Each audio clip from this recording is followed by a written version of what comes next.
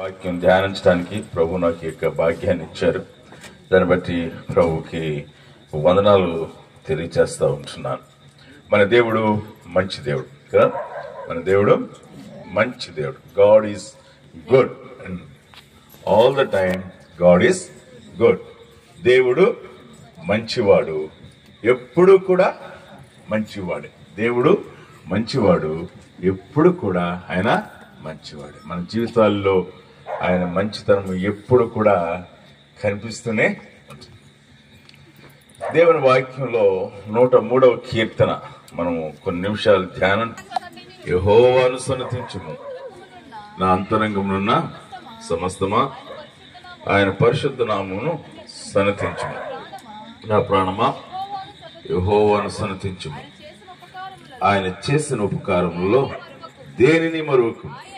ఆయన నీ దోషములన్నిటినీ క్షమించువాడు, నీ సంకటములన్నిటినీ కుదుర్చువాడు.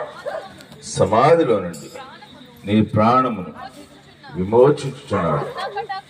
కరుణాకటాక్షములను నీకు కిరీటముగా ఉంచుచున్నాడు. రమేష్ బ్రదర్ వచ్చింది.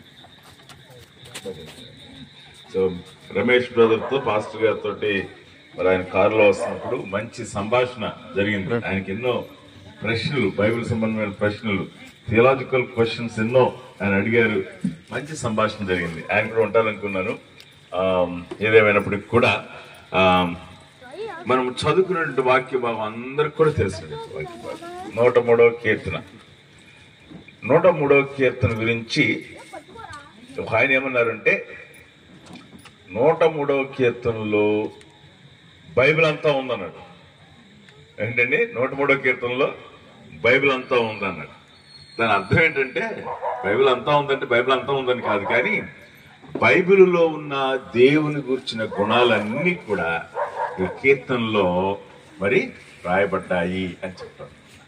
అంచేత 103వ కీర్తన మనం కంఠస్థం చేయడం కూడా మంచిది. బైబిల్ అంతా కంఠస్థం చేయకపోయినా 103వ కీర్తన మనం కంఠస్థం చేయడం కూడా ఒక విధంగా మంచిదే. కంఠస్థం చేస్తామంటారా? నాకు సుభద్ర పాలెంలో ఎంతమంది ఈ రోజు సాయంకాలం నాకు మాట ఇస్తారు, 103వ కీర్తన కంఠస్థం. రేపటికైనా నేను చెప్పట్లేదు, రేపు ఆదివారం కానీ చెప్పట్లేదు, నేను మళ్ళీ వచ్చేటప్పుడు అడుగుతాను. ఎంతమంది కంఠస్థం చేయడానికి ఇష్టపడుతున్నారు చెప్పండి.